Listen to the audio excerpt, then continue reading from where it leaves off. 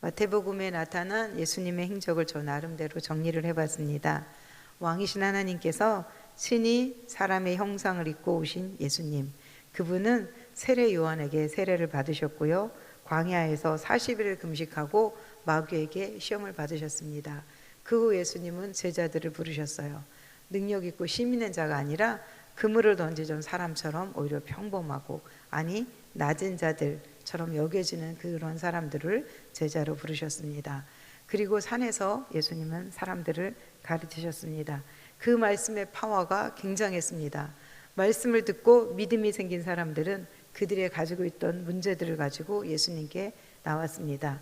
병든 자, 아픈 자, 그동안 질병의 고통에서 벗어나지 못해서 고통 가운데 있었던 사람들, 귀신 들렸던 사람들을 예수님은 다 고쳐주시고 낫게 해주셨습니다. 그런 예수님은 어느 날 가이사랴 빌립보 지방에서 당신의 제자들에게 당신이 누구신지 묻습니다.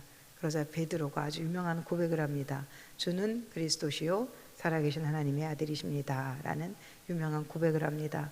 예수님은 비로소 제자들에게 예수님이 그리스도이심을 고백하자 이 땅에 예수님께서 오신 목적을 설명합니다. 예수님은 이 땅에 살려고 오신 것이 아니라 오히려 죽으려고 오셨다는 그런 설명을 합니다. 그러면서 가장 가치 있는 것이 하나님 나라라는 것을 제자들에게도 가르쳐 주시고, 목숨보다 더 소중한 것이 하나님의 나라의 가치에 있다는 것을 가르쳐 주십니다. 그리고 예수님께서 이제 예루살렘으로 들어가셨습니다. 예루살렘에 들어가신 예수님은 성전을 깨끗하게 하셨고요. 성전에서 사람들을 가르치십니다. 그때 예수님의 가르침을 듣고 이제 반응이 일어나요. 대제사장들, 백성의 장로들은 예수님의 가르침을 듣고 예수님이 이 사람이 도대체 무슨 권위로 이런 일을 행하는가? 누가 권세를 주었기에 이런 가르침을 가르칠 수 있느냐라고 예수님을 도전합니다. 또한 바리새인, 헤롯 당원들, 사두개인, 율법사들 계속해서 예수님의 이 가르침이 거슬리는 그 말씀에 계속 거슬려 하는 그런 일들이 오늘 이제 읽었던 22장을 통해서 계속 나오고 있습니다. 그들이 갖가지 질문들을 가지고 예수님을 시험하려고 했습니다. 예수님은 비유로도 설명을 했고요. 서기관, 바리새인들은 그 비유가 자신들을 위한 비유임을 알고 예수님을 이제 잡고자 하는 그러한 마음들을 갖게 됩니다. 예루살렘의 종교 지도자들은 이렇게 지금 의기투합해서 예수님을 잡고 싶어 합니다. 점점 더 예수님의 그 하는 말씀들이 거슬려서 견딜 수가 없습니다. 그런 그들에게 예수님은 이제 혼인잔치의 비유를 통해서 바리새인들에게 말을 했습니다. 그 말을 듣고 바리새인들은 예수님에게 이제 와서 질문을 합니다. 그들이 질문한 의도는 22장 15절에 보면 나와 있습니다. 오늘 22장 15절 말씀을 한번 볼까요? 네, 다 같이 읽겠습니다. 이에 바리새인들이 가서 어떻게 하면 예수를 말에 올무에 걸리게 할까 상의하고, 그들의 의도는 예수님을 어떻게 하면 올무에 걸릴까 하는 그러한 의도를 가지고 예수님께 와서 세금을 누구에게 내야 합당한지에 대해서 묻습니다. 어떻게 하면 예수님을 올무에 걸리게 할까 하는 그 의도를 예수님은 알아챘습니다. 그래서 예수님은 돈을 보여달라고 하시죠. 그리고 이 형상이 누구 것이냐, 가이사의 것이면 가이사에게, 하나님의 것은 하나님에게 드려라라고 대답을 하시죠. 그리고 이어서 또 누가 찾아오냐면 사두개인들이 찾아와요. 그들은 부활이 없다고 주장하는 사람들이기에 이 땅에서 부부가 부활한 후 어떻게 되는지, 또 왜 물어보는 거냐면 예수님을 곤란에 빠뜨리고자 그런 질문을 합니다. 이렇게 예수님께 계속 곤란에 빠뜨리고자 하는 질문을 바리새인, 사두개인 이어서 계속 이제 찾아와서 질문하는 것들을 저희가 22장 전체를 통해서 볼 수가 있습니다. 그리고 23장에는 이제 예수님께서 그들을 책망하시는 그런 말씀들을 하는 말씀이 나옵니다. 오늘 저희가 읽었던 23장 1절 말씀을 다 같이 한번 읽어보도록 하겠습니다. 23장 1절 말씀 시작. 이에 예수께서 무리와 제자들에게 말씀하여 이르시되 서기관들과 바리새인들이 모세의 자리에 앉았으니 그러므로 무엇이든지 그들이 말하는 바는 행하고 지키되 그들이 하는 행위는 본받지 말라. 그들은 말만 하고 행하지 아니하며. 아멘. 바리새인들과 서기관들이 어떤 사람들인지 예수님은 정확히 알고 계셨습니다. 그들은 모세의 자리에 앉아 있다고 했습니다. 그리고 다음 구절을 보면 그들이 하는 행동을 알 수 있습니다. 사람들에게 무거운 짐을 지어주는 그런 사람들이라고 예수님 말씀하고 있습니다. 율법 조항들이 여러 가지가 있는데 그 조항들에서 계속 강조하고 있지만 자신들은 그 조항에 대해서 실천하지 않고 있다는 겁니다. 그리고 좋아하는 것은 잔치자리 상석에 앉는 걸 좋아하고 랍비 또한 선생이람 칭함 받는 것을 좋아한다고 그렇게 예수님은 말씀하고 있습니다. 또한 계속해서 11절 말씀에 우리 이 말씀을 다 같이 읽어보도록 하겠습니다. 23장 11절 말씀 시작. 너희 중에 큰 자는 너희를 섬기는 자가 되어야 하리라. 누구든지 자기를 높이는 자는 낮아지고 누구든지 자기를 낮추는 자는 높아지리라.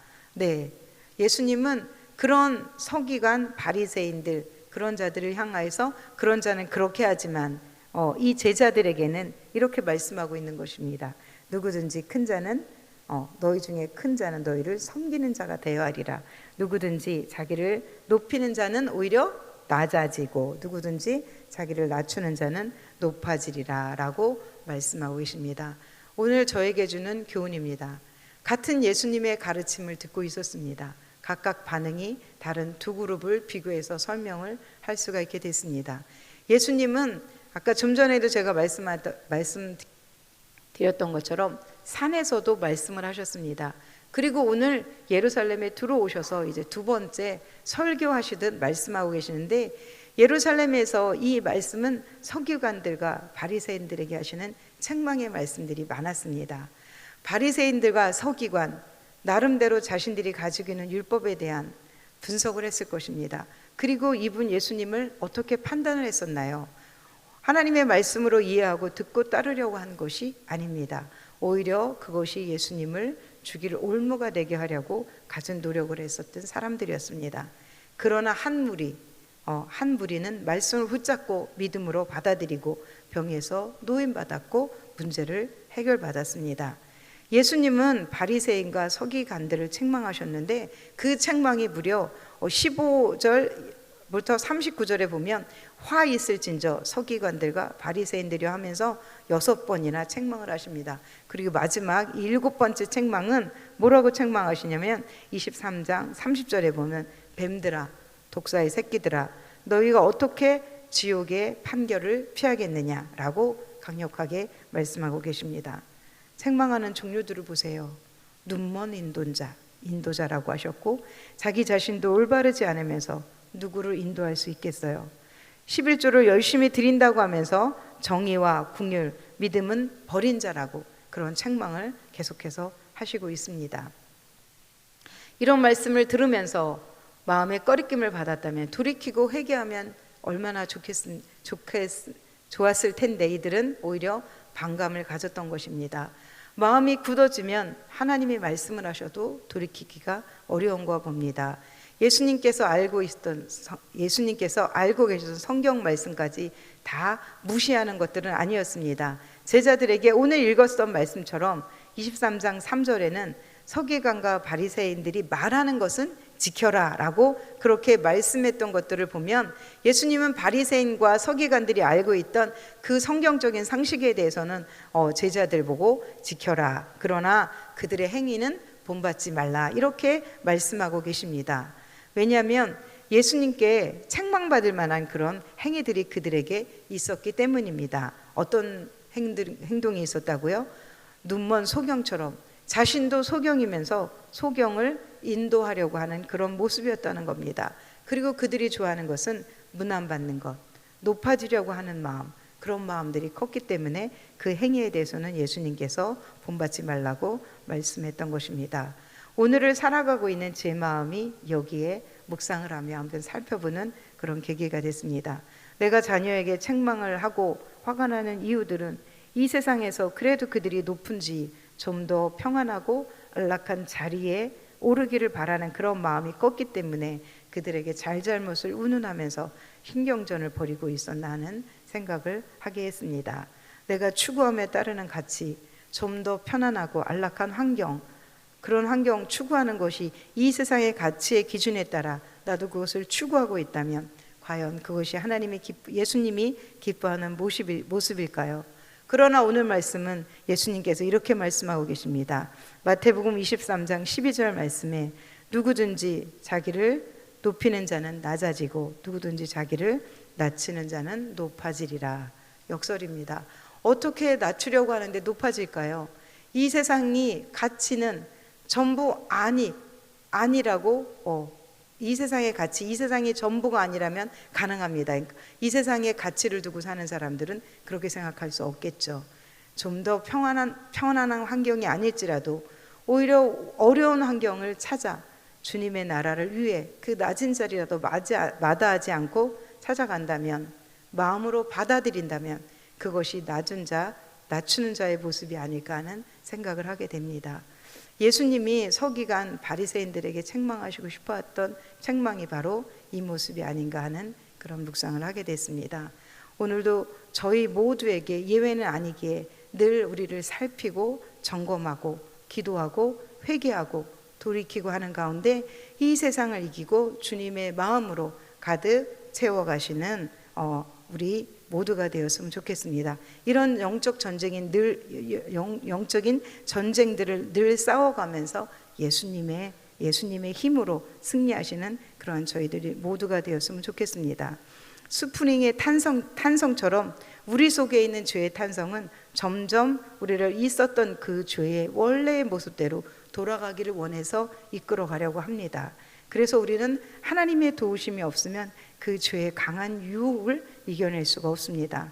그래서 자신의 연약함을 인정하고 하나님의 도우심을 기대하면서 책망받지 않은 신앙의 길로 나아가길 위해서 우리 모두, 저와 성도님들이 노력하시는 그러한 이 새벽이 되었으면 좋겠습니다.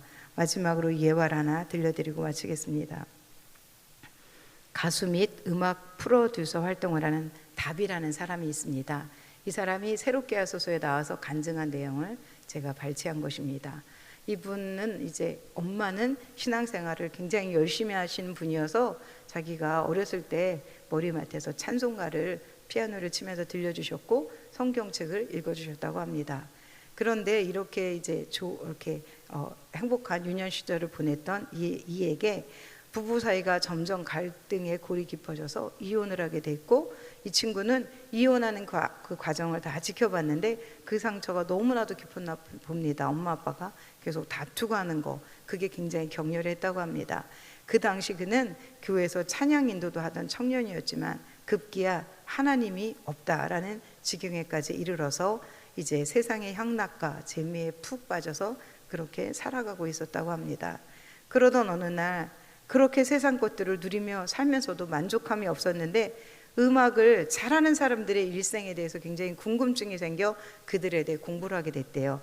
그래서 빌보드 차트에 있는 그런 가수들도 찾아서 보게 되고, 이런 그 과정을 보면서 놀라운 걸 발견을 했대요. 그것이 뭐냐면 그 세계에서 가장 잘 되고 높이 올라간 사람들의 비디오를 보면 항상 뱀을 몸에 감고 있거나 뭐 그런 퍼포먼스를 하더라는 거예요. 뱀이 나오거나. 그래서 그는 생각하기를 이 배경 속에 돈과 인맥을 뛰어넘는 어떤 문화가 있을 것이다 라는 그런 생각을 하고 계속해서 찾아봤더니 그들이 맨 마지막에 똑같은 대사들을 하고 있더라는 거예요. 뭐라고 하고 있냐면 자신들의 영혼을 악마에게 팔았다, 그렇게 말을 하고 있다는 거예요. 그래서 이 친구도 이제 그 말을 듣고 나서 그 사탄이 찾아와서 그 방법대로 내가 너를 크게 세상적으로도 크게 되게 해줄게 이러면서 계속 이 친구의 영혼을 유혹했다고 합니다. 그러면서 구체적으로 동그라미를 그려놓고 뭐 촛불을 켜고 하는 의식들을 알려줬대요. 뭐 이렇게 절을 하면서 루시퍼를 찬양한다 뭐 이런 식으로 계속 말을 하라고 그렇게 시켰대요. 그래서 그렇게 이제 그런 마음이 계속해서 이를 괴롭히고 있을 때 자살 충동도 일어나고 굉장히 이제 힘든 그런 상황이 있었는데 그때 어떻게 그에게 하나님의 아들 예수 그리스도라는 그러한 그 말씀이 떠올랐대요. 항상 교회에서 목사님께서 해주시던 하나님의 아들은 예수 그리스도다라는 그 말씀이 갑자기 떠올라서 그 말씀을 기억해냈대요. 그러자 그 마음 가운데 있던 그런 어려움들이 조금은 떠나는 것 같더래요. 그래서 그때부터 말씀을 듣기 시작했대요. 그 하나님의 말씀을 듣고 그리고 이제 다시 교회를 나가기 시작했는데, 하나님의 말씀을 들으면서 그 안에 이제 있었던 그 수많은 그 두려움들이라든지 그 다음에 원망 막 이런 것들을 대적해 나가는 그런 기도를 하기 시작했대요. 정말 굉장히 고통스러웠는데 그런 과정을 통해서 이제는 정말 하나님의 아들로 거듭나서 하나님 앞에 돌아와서 그렇게 간증을 할 수 있는 그러한 사람이 될 수 있었다는 거예요. 이 이제 간증을 들으면서 오늘을 살아가는 우리 다음 세대들이 이런 일들을 얼마든지 겪을 수 있겠다라는 생각을 갖게 됐습니다. 여러 가지 방법으로 우리 아이들을 유혹하고 자살하게 하고 범죄하게 하고 더 이상 살아갈 희망을 잊어버리게 하는 그런 유혹들이 끊임없이 이 세대 가운데 나타나고 있다는 겁니다. 그때 우리가 가장 중요한 게 뭐냐면 우리의 마음을 지키는 겁니다. 우리의 마음을 지킬 때 그런 유혹이 온다 할지라도 우리는 지켜낼 수 있다는 것을 꼭 기억하시고, 우리 다음 세대를 위해서도 또한 지금 이 자리에 나와 있는 우리 자신을 위해서도 마음을 지키기 위해서 성령님의 인도하심을 받는 그러한 이 새벽이 되었으면 좋겠습니다. 기도하고 말씀 마치도록 하겠습니다.